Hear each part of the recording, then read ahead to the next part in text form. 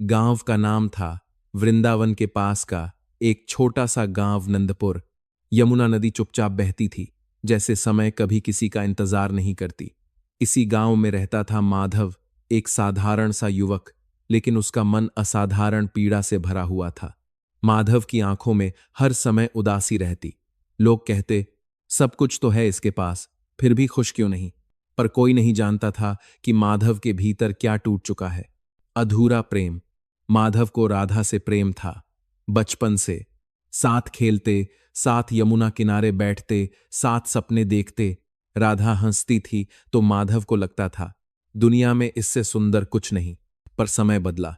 राधा की शादी तय हो गई किसी और से। माधव ने विरोध नहीं किया, न रोया, न चिल्लाया, बस चुप हो गया।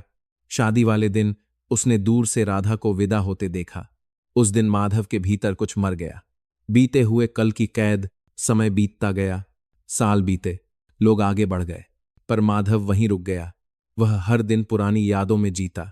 वही रास्ते, वही जगहें, वही बातें। उसका वर्तमान सूखता चला गया, क्योंकि वह अतीत को पकड़कर बैठा था। रात को वह छत पर बैठकर आसमान को देखता और खुद से पूछता, अगर वह चली गई तो मैं क्यों नहीं छोड़ पा रहा? मां की अंतिम सीख। एक दिन उसकी मां बीमार पड़ी। माधव मां के पास बैठा था। मां ने कांपते हाथ से उसका हाथ पकड़ा और कहा, बेटा, जीवन बहता हुआ पानी है। जो बह गया उसे मुट्ठी में बंद करोगे तो हाथ भीगेंगे, पानी नहीं रुकेगा। माधव की आंखों से आंसू गिर पड़े। कुछ ही दिनों में मां भी चली गई। अब माधव पूरी तरह अकेला था। वन की ओर यात्रा। मां के जाने के बाद माधव का मन गांव में नहीं लगा। एक दिन उसने सब छोड़ दिया और वन की ओर निकल पड़ा। न उद्देश्य, न मंजिल, बस मन में एक ही प्रश्न, दर्द कैसे छोड़ा जाए? दिनों तक चलता रहा, थका, टूटा।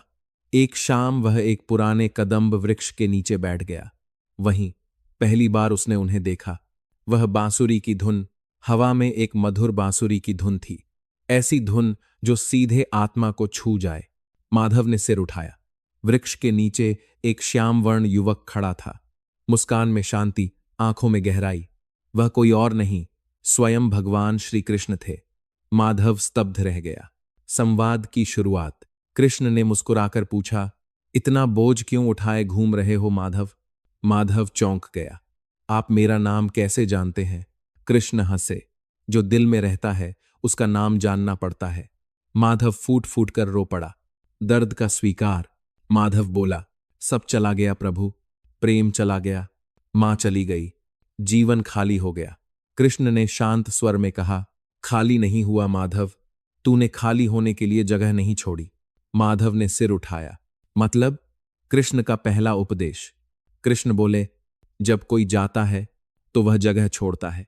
उस जगह को अगर तुम यादों से भर दोगे तो नया कैसे आएगा? माधव चुप रहा।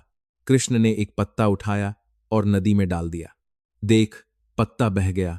अगर नदी उसे पकड़ लेती तो नदी बहना बंद कर देती। राधा का सत्य।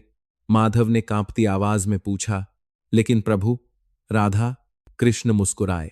राधा मेरे जीवन में भी आई और गई भी। माधव चौंक गया। कृष्ण बोले, प्रेम का अर्थ साथ रहना नहीं होता। प्रेम का अर्थ होता है स्वतंत्रता। विरह का अर्थ, विरह दर्द नहीं देता माधव, पकड़ दर्द देती है। जो चला गया, अगर उसे जाने दो तो वह आशीर्वाद बन जाता है। माधव की आंखों में पहली बार शांति उतरी। सच्ची सीख।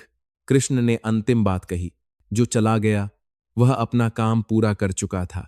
अब उसकी याद को धन्यवाद दो और आगे बढ़ो। इतना कहकर कृष्ण अदृश्य हो गए।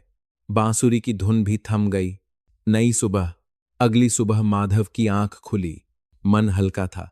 पहली बार उसने सूरज को बिना बोझ के देखा। वह समझ गया था, हर रिश्ता स्थायी नहीं होता, हर जाना नुकसान नहीं होता, और हर अंत एक नई शुरुआत होता है। समापन।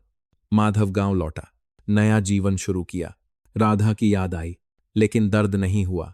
मां की याद आई, आंसू नहीं आए, क्योंकि अब वह जान गया था, जो चला गया उसे छोड़ना सीखो, क्योंकि जो रुका है वही जीवन है।